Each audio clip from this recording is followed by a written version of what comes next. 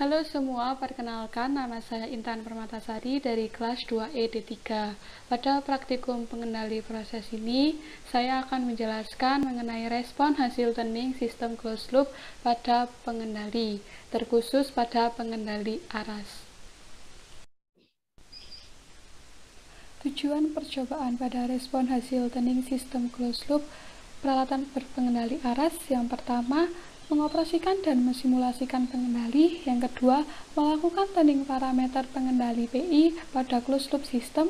Dan yang ketiga, melakukan analisis respon pada pengendali PI. Pada percobaan pengendali aras ini, kita akan menghitung parameter pengendalinya, yaitu PB, KC, dan tau I, menggunakan metode IMC atau Internal Model Control. Metode IMC dikenalkan oleh Morari dan Saviri-Au pada tahun 1989 dengan menggunakan pendekatan matematis atau empiris dari proses dengan datem yang kecil maupun besar. Untuk metode IMC dibagi menjadi dua bentuk fungsi transfer. Yang pertama, jika tidak menggunakan datem, dan yang kedua, menggunakan datem. Pada praktikum ini kita menggunakan bentuk fungsi transfer KP dibagi tau S plus 1 yang tidak menggunakan datem. Jadi, kita akan menggunakan servo sistemnya dijalankan dengan PI controller. Jika ada datemnya, servo sistemnya dijalankan dengan PID controller. Untuk yang tidak menggunakan datem, kita menghitung KC atau proportional gain dan integral time atau TI, tau I.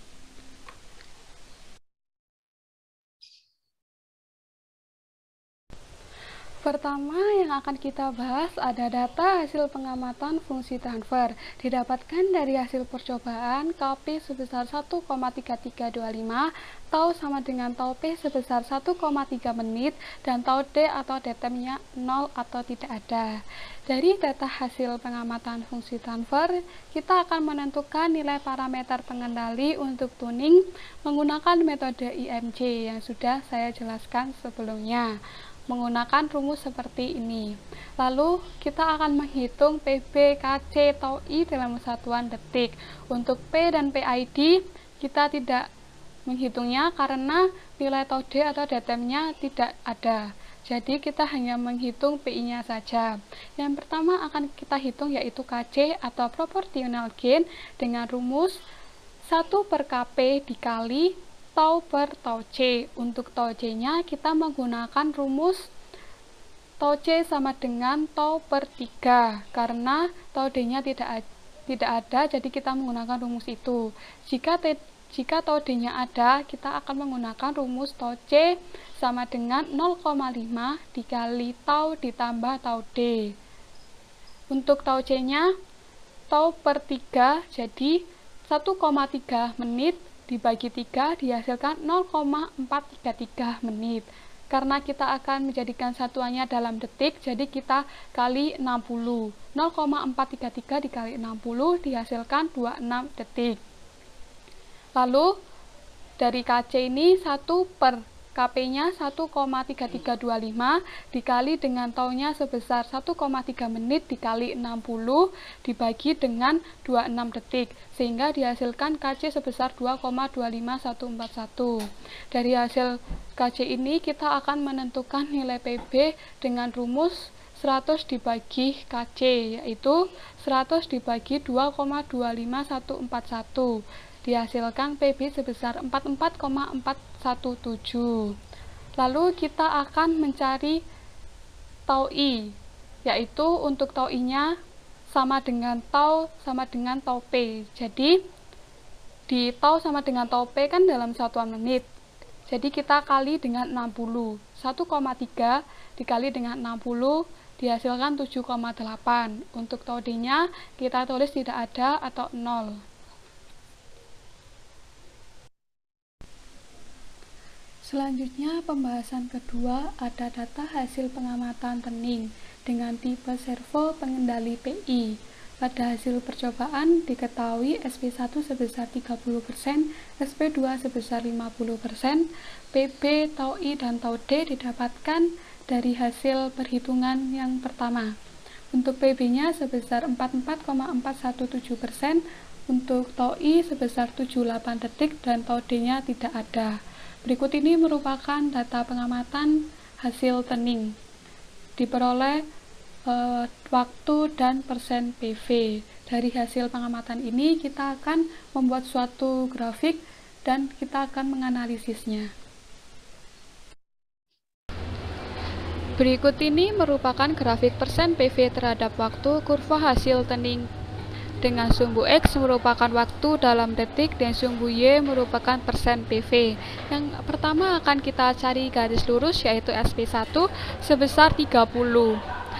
Didapatkan dari data pengamatan. Kita akan menarik garis lurus yang berwarna merah, lalu kita akan mencari garis lurus juga untuk SP2 didapatkan dari data pengamatan yaitu sebesar 50%.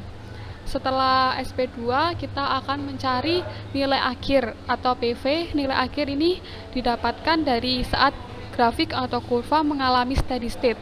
Nah, pada grafik ini kurva mengalami steady state pada angka atau persen PV sebesar 50,1 dengan kita menarik garis lurus berwarna hijau.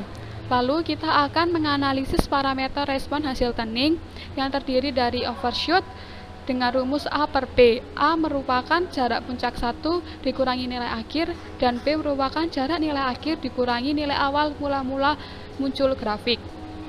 Lalu untuk decay ratio dengan rumus C per A. C merupakan jarak puncak 2 dikurangi nilai akhir dan yang A adalah jarak puncak 1 dikurangi nilai akhir. Lalu kita mencari juga peak time. Peak time merupakan waktu yang dibutuhkan untuk mencapai puncak. Lalu ada rise time yaitu waktu pertama kali menyentuh nilai akhir. Lalu ada response time, waktu yang diperlukan untuk mencapai keadaan konstan atau steady state. Lalu ada period of escalation, merupakan waktu pada puncak 1 dikurangi waktu pada puncak 2. Dan yang terakhir ada offset, selisih PV steady state dengan SP. Sedangkan pada grafik persen PV terhadap waktu kurva hasil turning dalam PI ini, kita hanya mencari rest time, response time, dan offset. Karena untuk overshoot, decay ratio, peak time, dan period of escalation ini tidak ada, karena untuk gelombang 1 atau puncak satunya itu nilainya di bawah nilai akhir, jadi kita tidak dapat menentukan nilai overshoot, decay ratio, peak time, dan period of escalation-nya.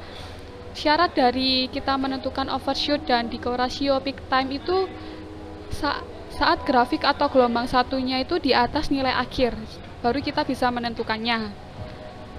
Untuk rest time-nya yang saya tarik garis lurus berwarna kuning, yaitu didapatkan saat waktu pertama kali menyentuh nilai akhir. Jadi nilainya sebesar 4,2 cm. Dari 4,2 cm ini kita akan bagi 2,35 cm didapatkan saat panjang atau skala grafik saat 200 detik itu sebesar 2,35 cm. Lalu akan dikali dengan 200. 200 didapatkan dari skala sumbu X yaitu 200 detik. Jadi 4,2 cm dibagi dengan 2,35 cm dikali dengan 200 dihasilkan 357,44681 detik untuk rise time. Lalu selanjutnya kita mencari response time. Dengan rumus yang sama didapatkan respon time-nya sebesar 6,1 cm.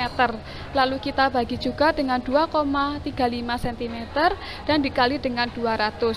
Jadi didapatkan nilai respon time-nya sebesar 519,14894 detik. Lalu yang terakhir kita menghitung offsetnya dengan rumus SP2 dikurangi PV konstan, yaitu SP2-nya sebesar 50% dikurangi dengan PV konstannya sebesar 50,1%.